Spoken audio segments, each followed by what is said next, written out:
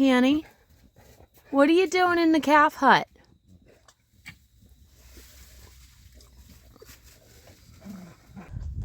Thought I'd bring you along with me today while I'm doing a little project.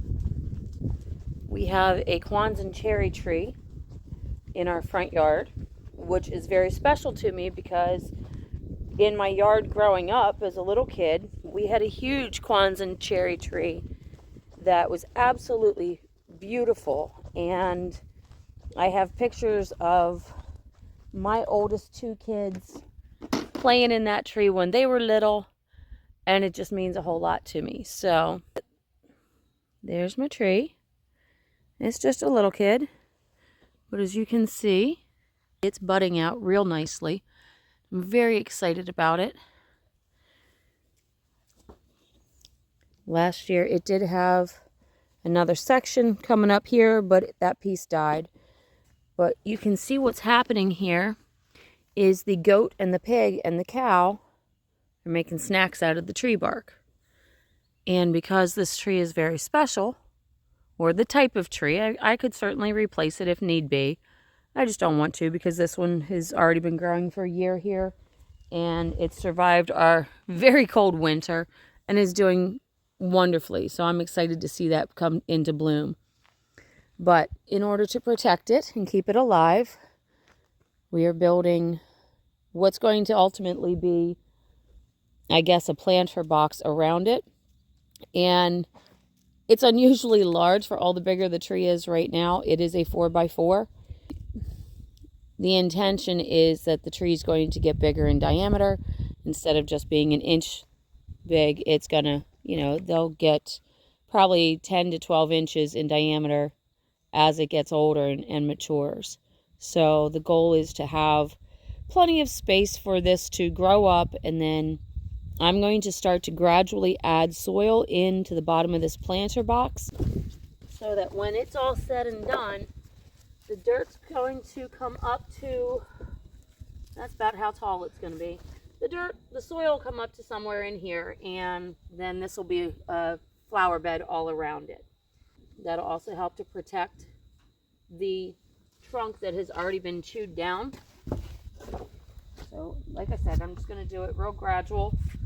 A little bit at a time. Rusty got in here the other day and was digging. I don't know why. No clue why he was doing that. He's not a digger. He never does that kind of stuff, but all the animals are acting really weird this week. So, but yeah, we want to try to preserve this. I might actually wrap that with some aloe on it actually and wrap it with florist tape just to give it a chance to start to heal while I'm gradually building up the soil around it. So I'll probably just put 2-3 inches worth of soil in for right now, compost, mulch, hay bedding, get some nitrogen back in here because obviously we don't have great soil at all. And hopefully till this is all said and done, we have a nice healthy tree that is safe from all the animals and a beautiful flower bed around it. I'm going to put these sides up together today and get this finished. When I started to put these together yesterday, I had very limited screws.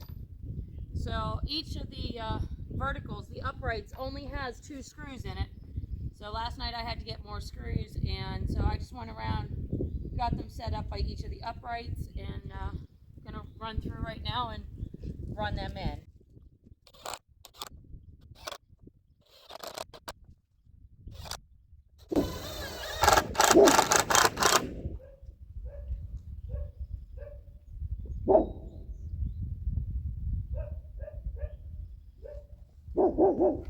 We've had a lot of predator pressure this past week. We've lost a total of, I think it was 3 hens. Fox tried desperately to get the rooster on Sunday morning. Joe ended up getting it, but then that afternoon while we were gone, we had another issue and lost another hen. So now when the dogs bark, I let them go instead of trying to keep them quiet. Beautiful day out today. It could definitely stand to be a little bit warmer for me. It's I think right around 40, but it is a beautiful spring day. It's end of April, so I guess can't complain too much. We are still having freezing temperatures at night. But the last 2 nights we have not had to bring Toby in. He's actually getting too big for the dog crate. So he's been able to stay in his little calf hut greenhouse and has been fine. He hasn't been too cold. So yay, no more cows in the house for a while. Notice I put the disclaimer in there for a while. That's just to cover my ass so that the next time one does come up, I'm already covered and it can't be thrown back at me that you said there was not going to be any more cows in the house. We had a fun day yesterday. Day started out real early with me finding out on our town's Facebook page that my horse was 2 miles away at the neighbor's house. She broke, well, I won't say she broke the fence, but the electric fence was broken.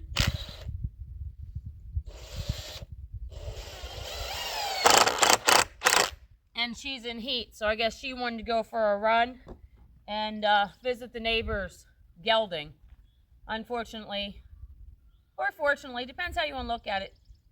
He is a gelding, so it didn't do her any good, but she got to hang out with a new friend for the day. Really? That one's crooked. Oh well, I won't see it, it's on the inside. Or should I put them on the outside? I don't know. I hadn't considered that. I was just going to put them like this. The smooth side was out, but actually after looking at this, all those screws I just ran are sticking out through because they're 2-inch screws instead of 1.5 inches.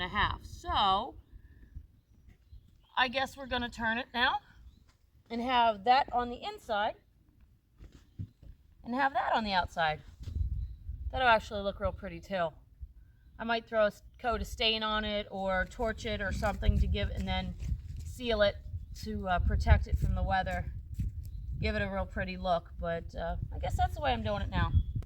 See, that's progress for me because there used to be a day and time where I would have completely flipped on that about it not being what I had originally seen. And I would have been very upset and all stressed out and not knowing what to do with myself instead of being able to go, meh, it's not really a big deal now, is it? We'll just turn it around and make it work a different way. So this lifestyle has been huge at teaching me flexibility and patience.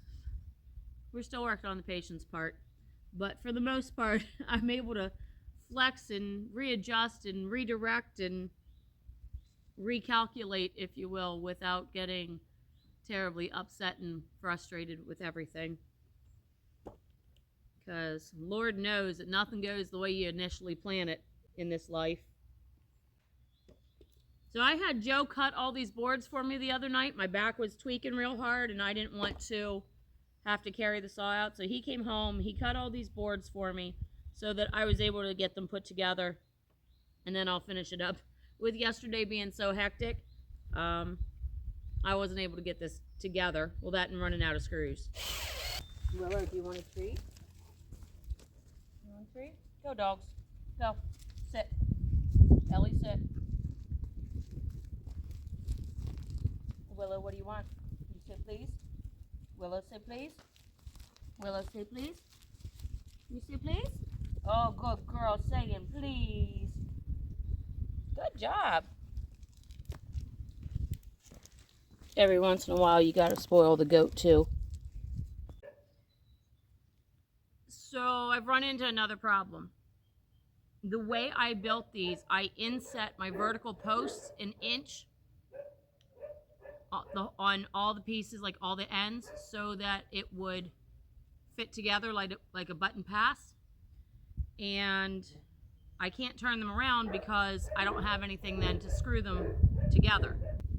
So my options are to go cut 2x4, or actually we probably already have pieces of wood cut down that I could make fit for inside corners to have something to screw it to, or turn them back around the way I originally was going to do it, with the solid side out, and take the Dremel cutting tip and just cut off the tip of the 8 screws per board, so 32 screws. So now I gotta decide what I want to do. Aesthetically, it's not going to make a difference either way. It's just, what do I want to do? Do I want to use the Dremel and cut all those tips off, or do I want to go get a piece of wood and try to make an interior corner brace? Actually, probably an interior corner brace would be better structurally, especially with having the weight of the dirt inside of it, because then I could put that corner brace on a 45 to give good, sturdy, solid support. So maybe I'll do that. Maybe I'll go see if I can find some lumber that's already cut that I don't have to drag out the saw for. If you guys noticed, the last time I did a project video, I pre-start my screws. The reason I do that is I'm not a guy. I don't have the hand strength of my husband, who could have these projects whipped out in a third the time that I do.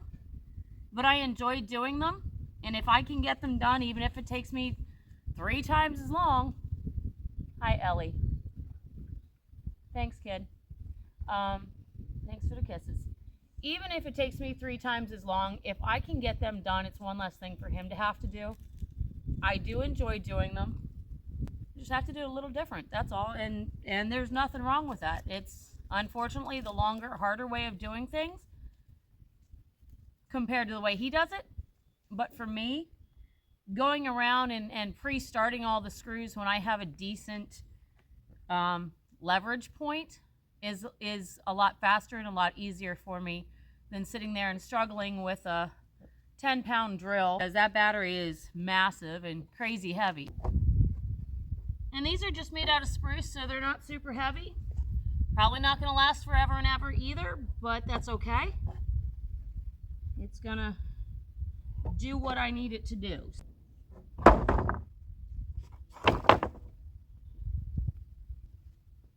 And see, this is where my husband would come in real handy, because he thinks these things through, because he knows a little bit more about construction than I do.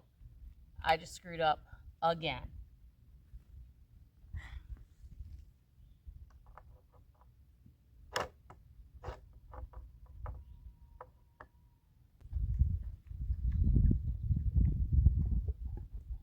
Oh, okay. I'm sorry. I'm sitting here trying to figure out why this isn't working when it was gonna work before, but that's because when I said about it, I was flipping them around to be like that on the smooth side. When I got over here, I flipped them so that the verticals were on the inside instead of the smooth side being on the inside. That explains that. All right, let's try it again.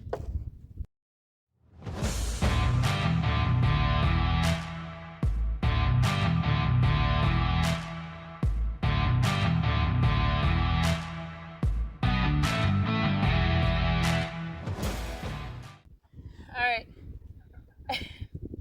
after all that, I finally got it figured out. Screw the sides together with the ends of the board, put the corner bracing on the inside, we're good. Like I said, I'm trying, you know, this isn't my thing. I was a legal secretary, I didn't run a drill.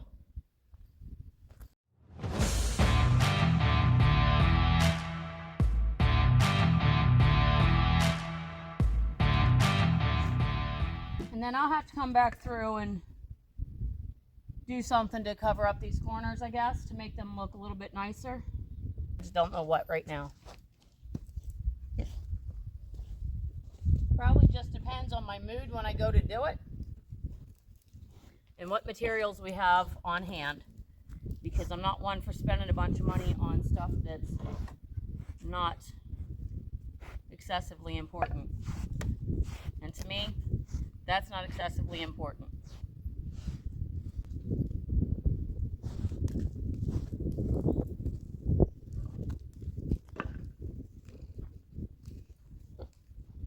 What you think, Panny? You can't get to the tree anymore, huh?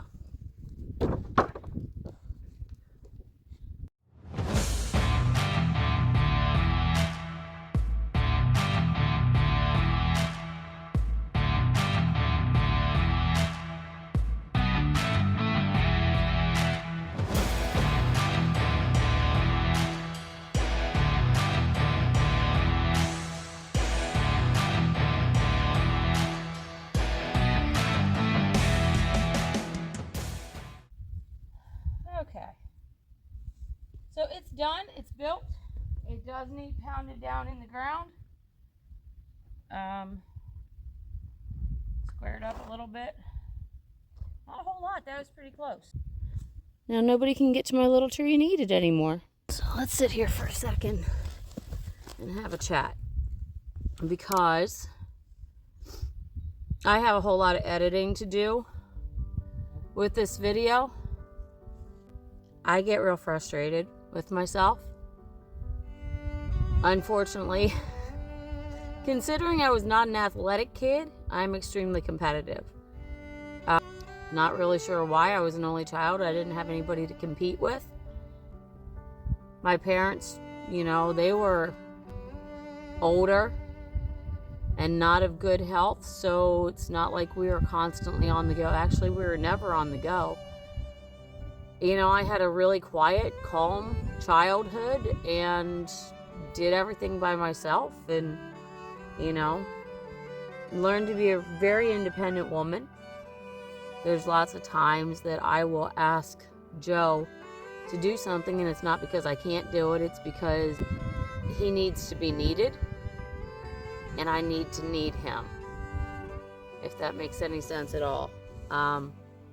This, I would have loved to have said, hey honey, can you go build this for me? And he would have done it. But there was no reason for it. It just, I get frustrated because I know that he would have had it done so much faster, so much easier. I get in serious competition with him sometimes and he doesn't even know it. I guess he does know it now, but it's still something that bothers me that I let that happen. I want to be as good as him, and I want to be as capable as him, and I don't want to struggle with everything that I do. So, you know, that's all my issue. It took me way too many mistakes to get it done, but I guess the moral of the story is no matter how many mistakes you make, as long as you get it done, that's what matters, right? We have a motto for the farm, and it's on all of our sweatshirts and t-shirts.